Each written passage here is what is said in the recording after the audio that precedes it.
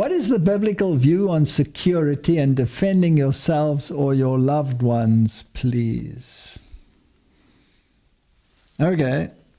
Is the Christian necessarily a wimp? No. No, he's not a wimp. Mm-mm. But his weapons are not carnal. Yes. Is that right? Correct. Okay. So Peter had a sword, and he tore it out, and he went hack, and he cut an ear off. And the Lord picked up the ear and put it back. That should have told that person something, right? Mm-hmm. And he said, put back your sword. And he said, there are two swords. And then he said, it's enough. It's enough. All right, now Roman Catholicism likes to interpret this in their way. They like to interpret it that the two swords are the sword of the civil power and then the sword of the religious power, and that the sword of the religious power is above the sword of the secular power. The one is subject to the other, just as the spiritual is higher than the secular. So that's how they interpret it. So they believe they have both swords. But that's not what the Lord said. He said, put it back. Yeah. And then Peter started using a Roman Catholic argument and said, I've got two. And Jesus, knowing how long it would take to explain that, once said, it's enough. Put it away. Yeah. Our weapons, says the Bible, are not carnal. So, we trust in God. Now, when I became a Christian, I also had guns. I don't have them anymore. I got rid of them. And I like to trust that God will take care of all things. Now, do bad things happen to obedient people as well? Yes. Yes. Definitely. Does God know about it? Yes. Has he got things under control? Yes. Are there thousands and thousands of stories out there of God intervening? Mm-hmm. And there's Absolutely. also the other part. So. All right, let's take a few stories in the Bible. When they wanted to throw Jesus off the edge of the cliff, he just walked through them, right? Yeah. Now, apparently, the spirit of prophecy tells us that angels were all around him, and they basically blinded the people. Not that they were physically blind, but that they couldn't see what was happening, and he was gone, right? Yeah. And I've heard of stories like that. I once had to go into a very dangerous area where just prior to the time when I was invited to go and speak in that area, there were a number of incidences where people had been killed. And the way in which they were killing them was very brutal. It was called necklacing. Oh, yes. That's where you put a tire around someone's neck, filled it with gasoline, and set the person alight. I mean, it's a pretty horrendous death, right? And I was umming and ahhing whether one should enter under these circumstances. But I felt it was a call, and my wife felt that if I'm going to go, she's going to go along. And if she's going to go along, the kids are going to go along. Okay. So the whole family got into the car. And just the day before, people had been killed there. And when we entered that area, there were people standing there with rifles, with AK-47s. And they were looking for anyone that was coming in there, into that area. And we turned in and we said a prayer, and they looked right through us. They didn't react, nothing. We drove right past them, and we were stunned. We went in, We spent the day with brothers and sisters living in that community. Marvelous time, preaching and giving lectures, having a meal together. No social distancing at that time. Yes. No masks to hide our identity.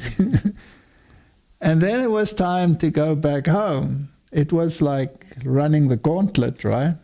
And we said a prayer, and everybody was of one accord, got into our cars. Same thing. They were still standing there. They were looking in one direction when we came from the other. Nobody batted an eyelid. So my question is, did they just ignore us? Or did they not see us? They probably didn't see you. They probably didn't see me, right? Their eyes were They were closed. Not physically closed, but they just didn't register. Yeah. So who can do things like that? God. God can do that. There's many points in the Bible like that. So what happens if you find that someone is beating up, let's say, your wife or your children? Would you stand idly by and do nothing? If it is within your capability, would you do something? No. I certainly would. I would do what I can. Yes. I wouldn't have a weapon, so even if I did something, I would have to do it together with God. And there are many cases where there are reports of people that were seriously in trouble and prayed, and then someone would appear, and either a high-ranking official or a very large person, and these people would scatter. And then when you turn around to thank the person, that person is gone. I know of many experiences like that. So trust in the Lord with all thine heart, and lean not on thine own understanding. In all thy ways acknowledge him, and he shall direct thy path. That's Proverbs 3, verse 5 and 6, I think. It's one of my favorite verses. Amen. So, yes, it's something that one has to experience. It's something that one has to learn. As far as is possible, be of a gentle spirit. I had an interesting case some time ago. I was in South America, and I was doing a campaign in South America.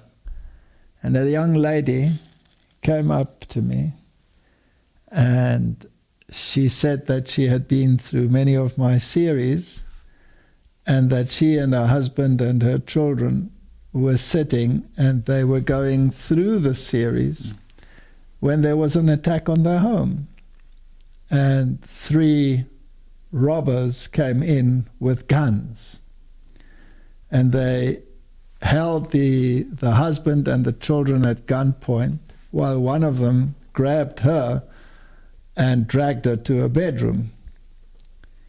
And what was she going to do?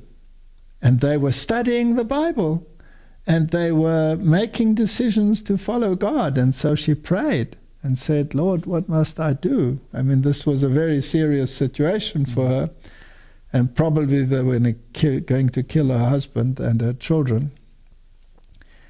And then she went to the attacker and gave him a hug and told him that God loves him.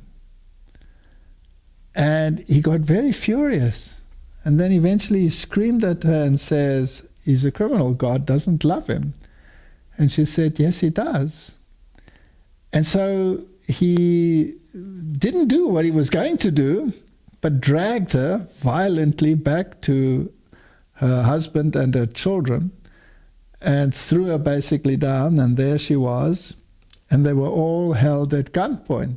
And she kept saying to them, to all 3 of them now, that God loved them. And 2 of them threw their weapons down and ran out. They left their weapons behind. Yeah. They ran out. And then the 3rd one, if I remember the story correctly, was the one that had dragged her to the room. he lingered and said, but God can't love him. And she says, yes, he does. He must read the Bible. He says he doesn't have a Bible. And they were busy with the Bible, so that she took her Bible and gave it to him. And then he threw his weapon down and ran out with the Bible. So he exchanged his weapon for a better weapon. For a better weapon. So that's my philosophy. This is my weapon. Not Amen. this thing, but Yes. but this. This is a tool. Yeah. But this is the weapon. Yes. Yes, thank you.